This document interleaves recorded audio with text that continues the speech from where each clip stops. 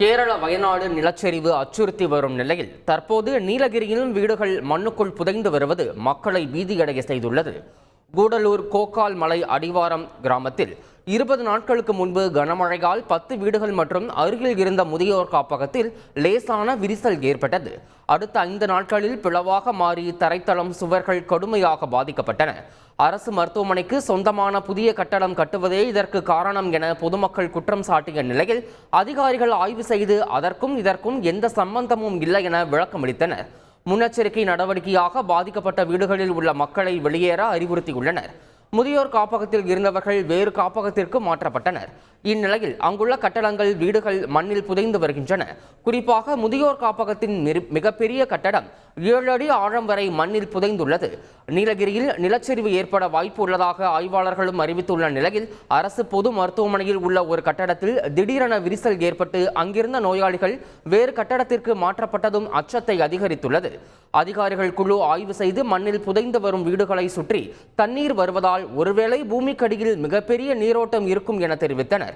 இருப்பினும் புவியியல் துறை ஆய்வாளர்கள் நேரடியாக வந்து ஆய்வு செய்யும் பட்சத்தில் பாதிப்புகளின் தீவிரம் தெரிய வரும் என்பது குறிப்பிடத்தக்கது. கடந்த 20 நாட்களாக ஆசாபுரம் பக்கத்தில் இருக்க ஏற்பட்ட பாதிப்புனா நாங்கள்லாம் பெரிய பயத்தில் இருக்கிறோம். ஒவ்வொரு நாளும் என்ன நடக்குமோ அப்படின்ற ஒரு அச்சத்தில் தான் நாங்கள் தூங்க போகிறோம். இங்கே ஒரு 1000 குடும்பங்கள் இருக்குது.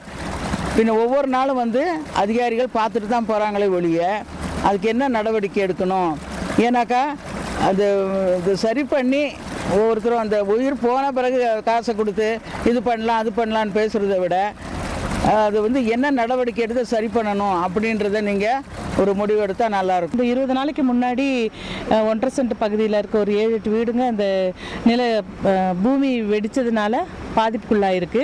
இப்போ பக்கத்தில் இருக்க வயநாட்டிலையும் இந்த மாதிரி சம்பவங்கள் ஏற்படுறது வந்து எங்களுக்கு ரொம்பவும் அதிர்ச்சியாகவும் இருக்குது. உண்மையாக சொல்லப்போனால் எங்களோட பயம் எப்படின்னா, ஒரு நிமிஷம் கூட கண்ணை மூடி தூங்க முடியறதில்ல. ராத்திரி வராமல் இருக்கட்டும் பகலாகவே இருக்கட்டும்ன்ற மாதிரி நாங்கள் யோசிக்க வேண்டியதாக இருக்குது. இதுக்கு என்ன தீர்வு கொடுக்குறீங்க அப்படின்னா, ஒரு சின்ன சத்தம் கேட்டாலும் என்ன ஆகுமோ ஏதாகும்னு பயத்தில் தான் நாங்கள் வாழ்ந்துட்டு இருக்கோம். நீலகிரி மாவட்டத்தில் கடுமையாக மழை பெய்து வரும் நிலையில் கேரளாவை போன்று நிலச்சரிவு ஏற்படும் அபாயம் உள்ளதாக எச்சரிக்கை விடுக்கப்பட்டுள்ளது. இதையடுத்து நீலகிரி மாவட்ட ஆட்சியர் லட்சுமி பவ்யா அபாயகரமான பகுதியான இந்திரா நகரில் அதிரடி ஆய்வு மேற்கொண்டார். அங்குள்ள 28 குடும்பங்களைச் சேர்ந்த மக்களின் பாதுகாப்பை கருத்தில் கொண்டு தற்காலிக முகாமில் அவர்களை தங்க வைப்பதற்கான உத்தரவை பிறப்பித்தார். செய்திகளை உடனுக்குடன் தெரிந்து கொள்ள உடனே சப்ஸ்கிரைப் பண்ணுங்க.